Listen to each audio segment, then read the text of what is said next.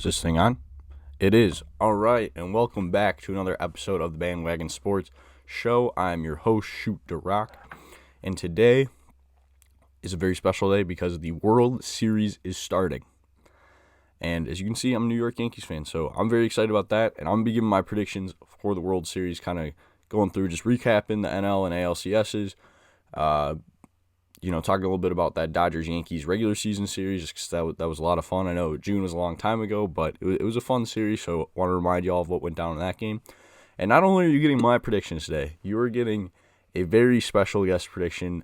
My dad jumped on to join me for this video, so I'm really excited about that. I've been meaning to have him on for a while, and we were finally able to make it work out. So let's get into the video, but first, before we do, make sure to like the video. If you enjoy baseball content, enjoy the World Series, just enjoy content in general, subscribe to the channel. We've been doing really well in views lately on a lot of these videos, so make sure if you're watching the video and you're not subscribed to do so, and let's get into it.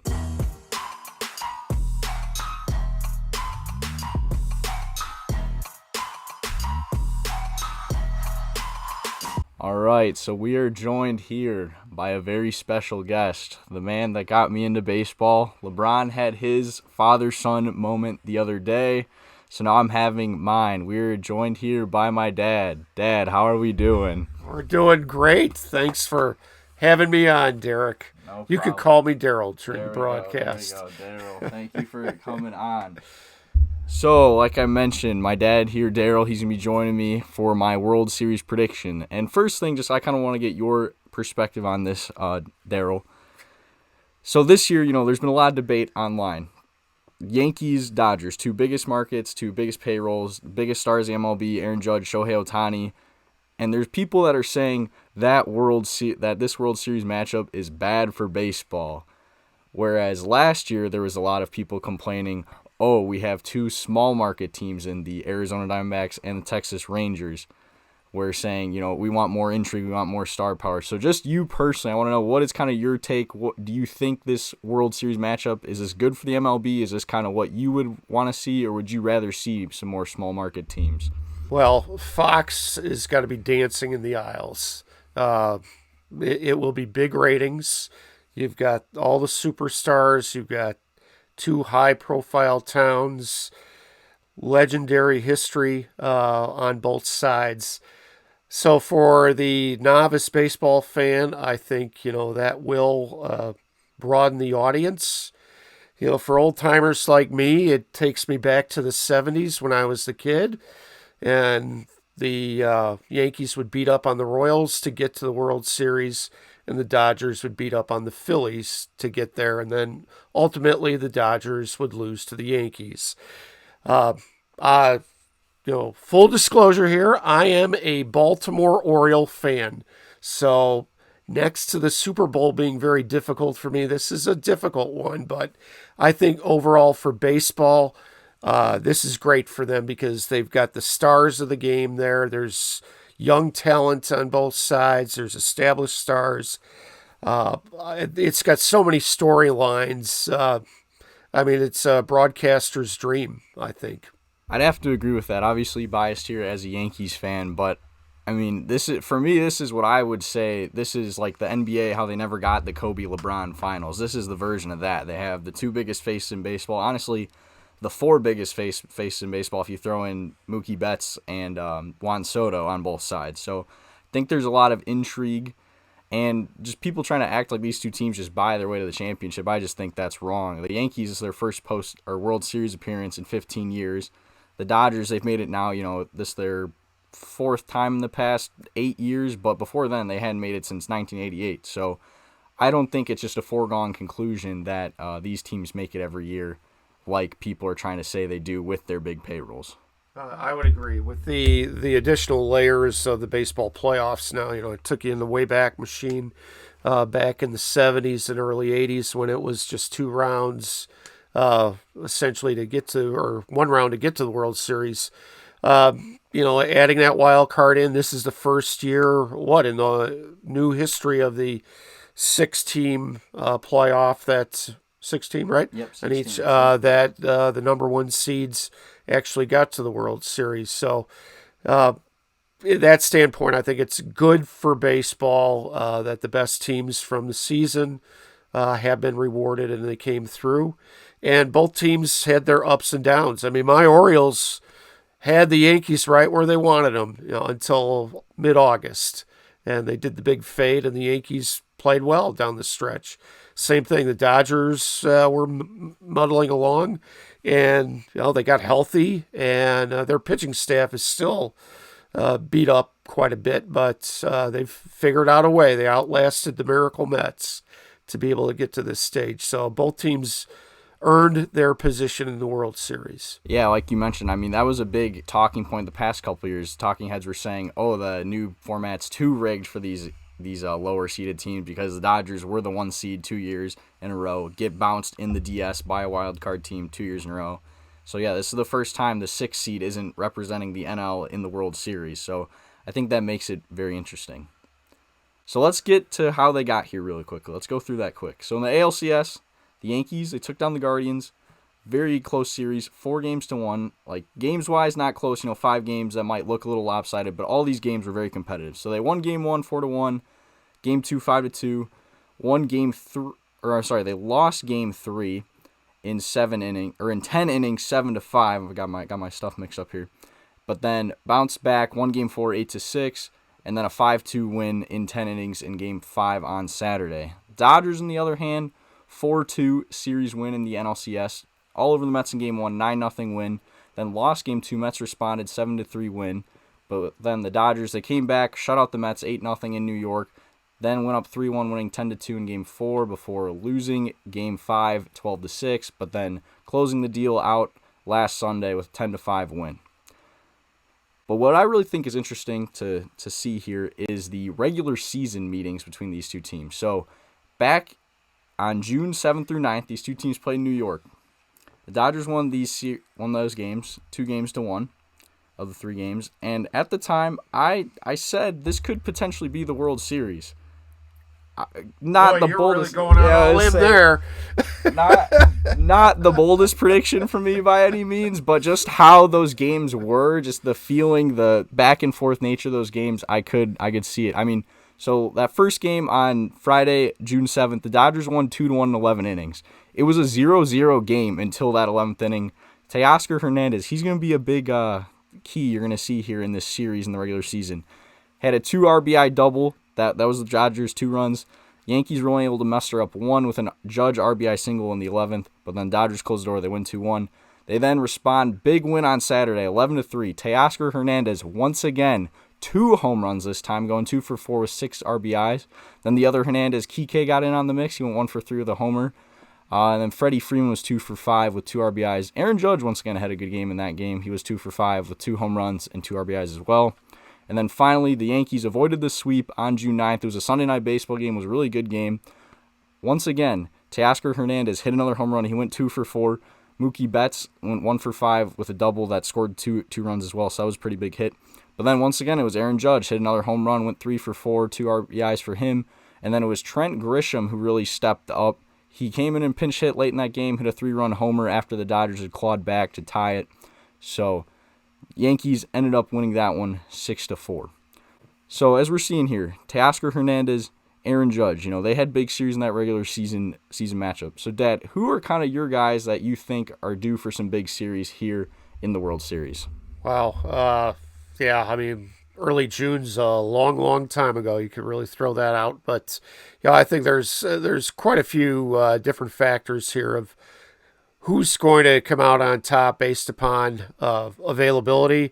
But really, I look at the secondary players, the Judges, Sotos, Shohei, and Mookie. They're going to come through when they need to. They might scuff a little bit, but when you've got superstars like that, one of them is bound to come through. But what I was really impressed with the Yankees. I didn't really give them much of a chance with how Gleyber plays and Stanton plays. But boy, they came up huge throughout the playoffs, and Gleyber's been a huge addition at the top of the order, table setter, and once you put people on base for Soto and Judge, it's over. And then Stanton was just jacking the ball out. He cut his strikeouts down. So as long as he's making contact, I think they're in good shape. Whereas the Dodgers there too, like I said, they were starting to get a little bit healthy. Max Muncy, he may not hit for average, but that guy gets on base and he comes up with big hits. Teoscar, like you said, Teoscar has a habit of being very streaky, and as evidence in the regular season series, he was rolling. I don't think he did so well against the Mets, but toward the later stages of that series, he came through with some huge hits, and that's what he sort of always has a knack for, is to come up with the big hit. And I wouldn't forget about Will Smith. He's had a very silent postseason. Actually, both catchers have, but both guys can really hit and come through with some clutch hits. So I think it's going to come down to, on the batting side of the lineups of the secondary players, which ones step up the most and deliver. I mean, you can just look at both the NLCS and ALCS MVPs. You had Tommy Edman as the NLCS MVP for the Dodgers, and then Giancarlo Stanton, the ALCS MVP, which is kind of crazy. Like, that's just how loaded these teams are, where Giancarlo Stanton, a former MVP candidate, we'll see what happens. He has a good case to get in the Hall of Fame, is a secondary player on this team.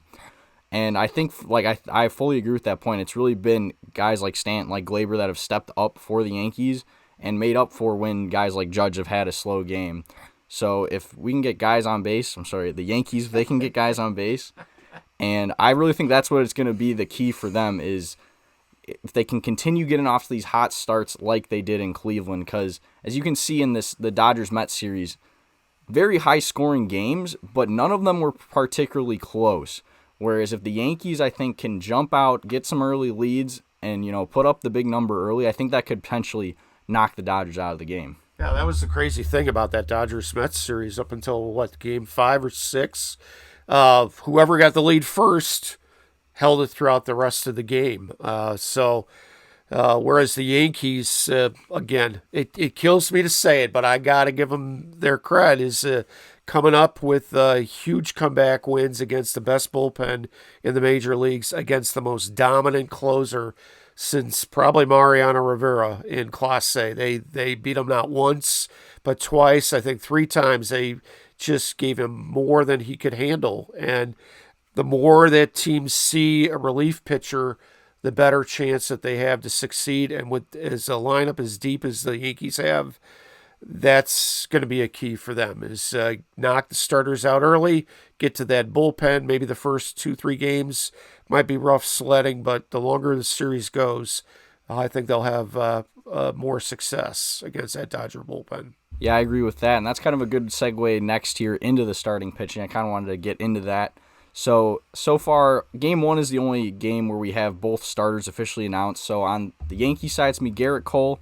In 3 games started this postseason, he has a 3.31 ERA and is 1-0. And then on the Dodgers side, it's Jack Flaherty, who in 3 games started this postseason as well, 7.04 ERA and is 1-2.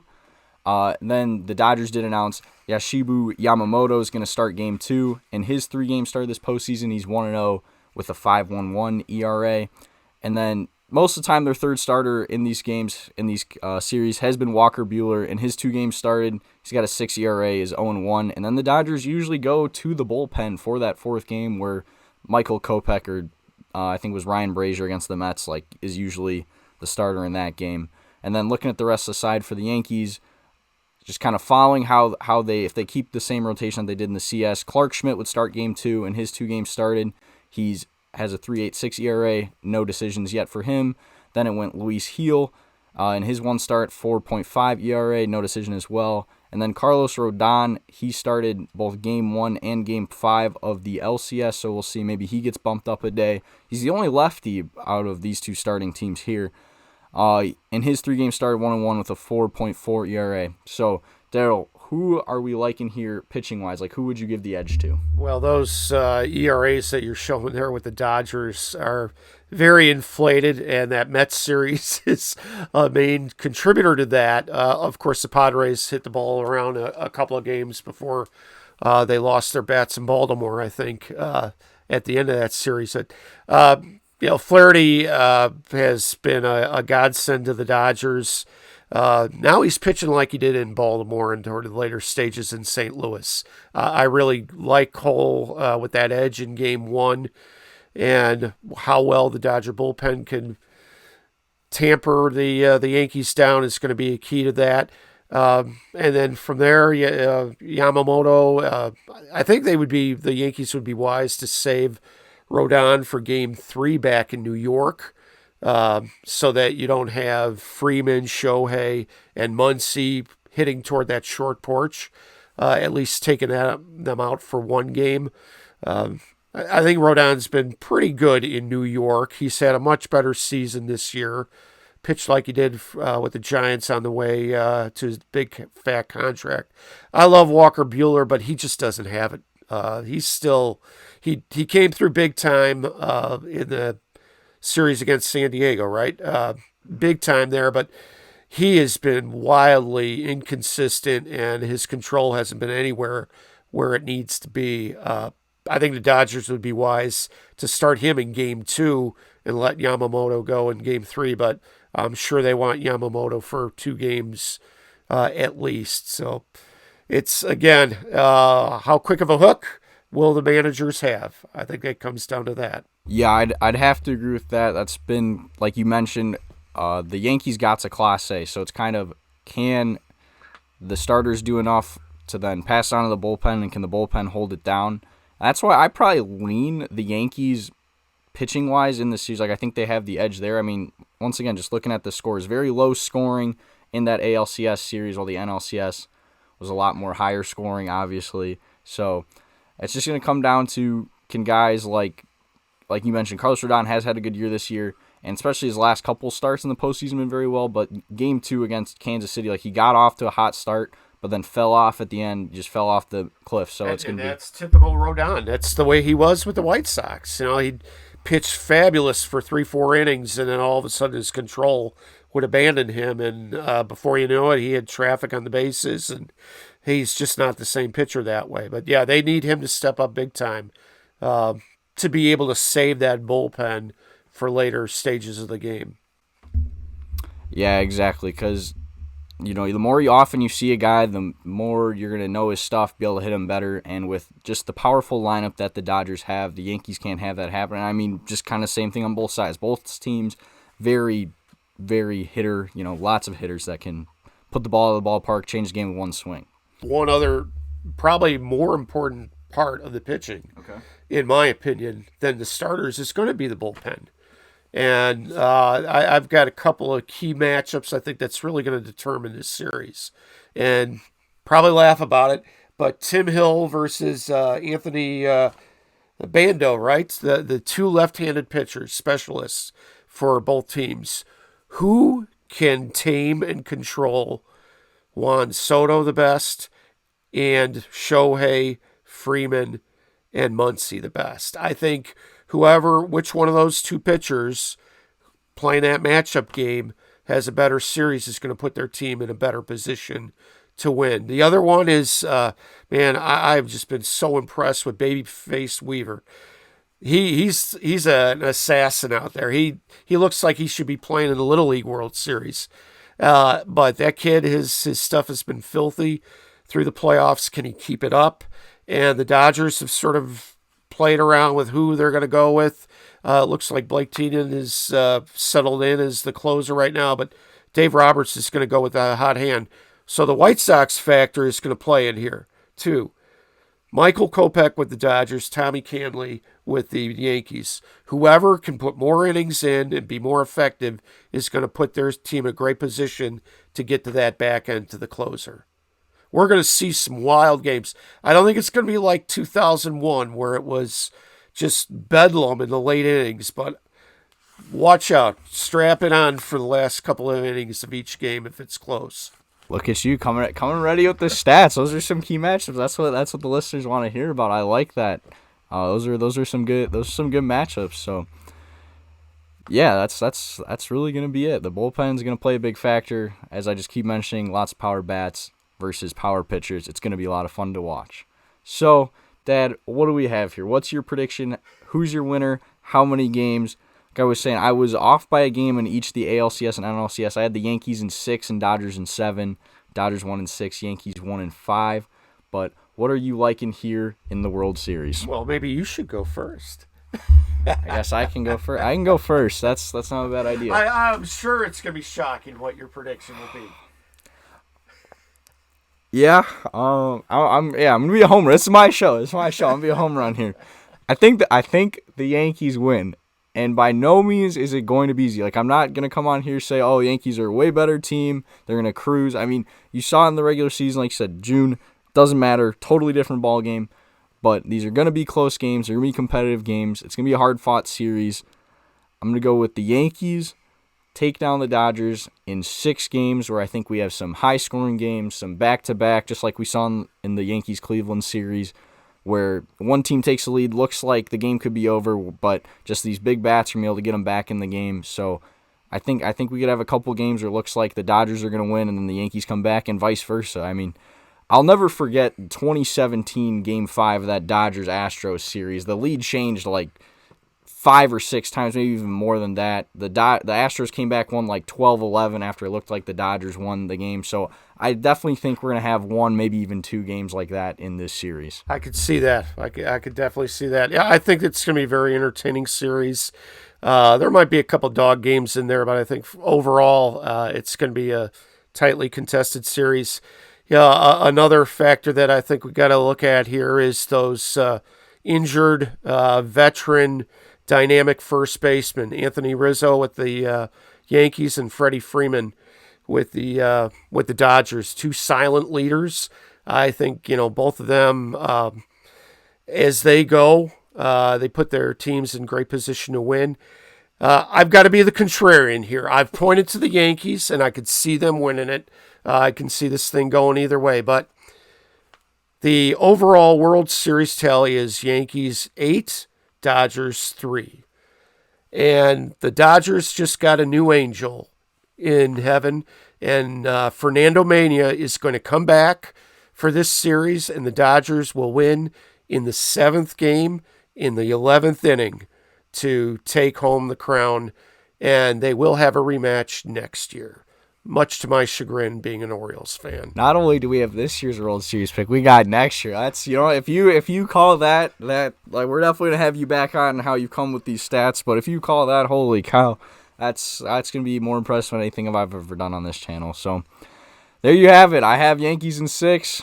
Daryl's got Dodgers in 7. Sir, thank you so much for coming on. This has been a blast. All right, thank you. I appreciate being on, and the reason for the attire here, this should have been the 1994 World Series, the Montreal Expos against the Chicago White Sox, but the strike ruined that year. It was a fantastic year. I went on a great baseball road trip with my college buddies, and Yankee Stadium was one of those places we visited, the old Yankee Stadium, and it was a blast. So thanks for having me on, and good luck to your Yankees, but don't have too much. We will see. We will see how it goes. So that's going to wrap up the video. Thank you guys so much for watching. Thank you once again to my dad for coming on. Like I mentioned when I introduced him, he's the one that really got me into baseball. We're currently trying to go to all 30 MLB stadiums. I'm sitting around 21 at the moment, and I want to say he's at 23 or 24. So we've had a lot of definitely very special baseball memories. So having him on to talk about this game, we bonded a lot over. That was a really cool moment for me. And hey, if you guys liked him being on the show, comment down below. Let me know. We can try to get him on more often. And while you're down there, make sure to like the video, subscribe to the channel. We're gonna have a lot of different sports coming. Even though baseball's ending, basketball just started NBA this week, college basketball next week. We've been pumping out the football videos that have been doing really well lately. So I want to thank you guys for that. If you're on Spotify, make sure to follow and rate the show. Thank you guys so much for watching, and I'll see you next time. Peace.